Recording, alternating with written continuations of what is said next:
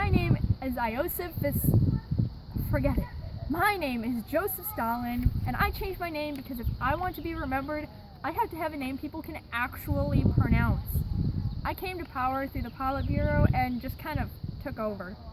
My people actually loved me, even though I erased some of them from history. And when I say erase, I mean literally erase. Pictures, records, everything.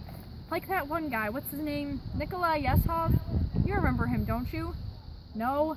Well, that's because I photoshopped him out of the picture. I didn't even know Photoshop was a thing until I did it.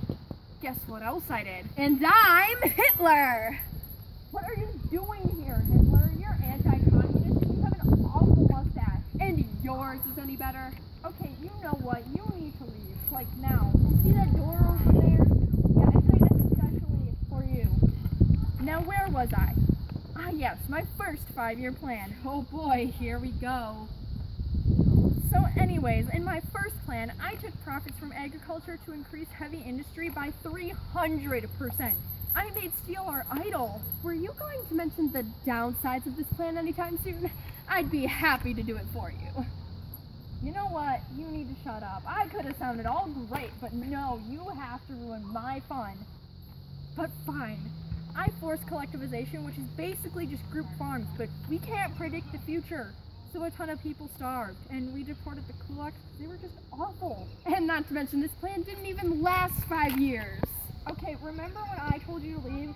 Door is still there. Now leave me alone. My people love me. Mm-hmm.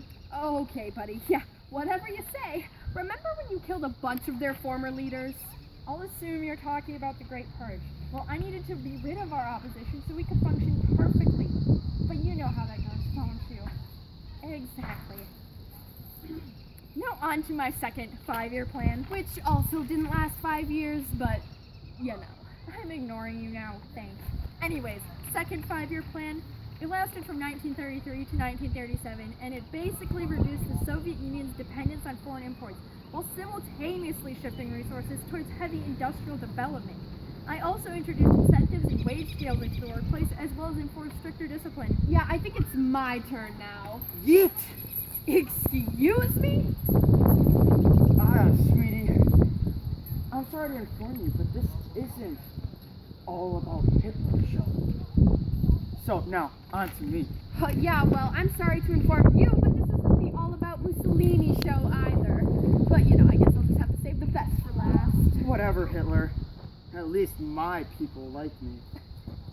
They all dreamed of Italy as a world power. You were in jail multiple times, so... Well, you were too. So, ha! I wrote a book in jail. Beat that! Like Stalin said, the door is over there. Anyways, about me. I was originally a socialist and joined the military during World War I. I aspired to be a leader of the revolutionary comparable to Lenin's Russian Revolution. I emphasized nationalism and made enemies of Bolsheviks. I secured power during the March on Rome, using violence and intimidation, but that's okay, with the help of our rising unemployment and hyperinflation. You know, this sounds eerily similar to my country. When was this again? 1922. Why does it matter? I wanted to be the first! Well, I win, so ha! Anyways, my fascist party allied with the big businesses to help end class conflict, even though we really wanted to mess and industries of labor. But shh, no one needs to know that. I'm an atheist, but considering the Pope lost his Roman territories in our unification and continued to be a persistent problem, the role of the Catholic Church seemed important. So guess what I did? Ban the church? No. Why the heck would I do that? No, I gave the Pope the land around St. Peter's Basilica and the Vatican. Okay then. My popularity dropped after a bunch of mistakes on my part, but I wouldn't give up. I decided imperialist was the way to go. We invaded and took over Ethiopia. We eventually allied ourselves with Germany, meaning you, Hitler. And then we angst Albany while you were taking over Czechoslovakia. Now you can talk, Hitler. It's finally my turn. Jeez, I feel like I've been waiting years. Oh boy, here we go again. Hi, my name is Adolf Hitler, and I was the greatest ruler Germany ever had. I was technically Austrian, and in my early days I wanted to be an artist, but had been rejected from an architecture school. So I joined the German army in World War I and was awarded the Iron Cross twice. I'm sure we didn't lose the war as so many other people believe.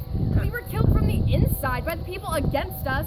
These people included communists, socialists, Jews, and liberals. Do you actually have evidence for that? Of course!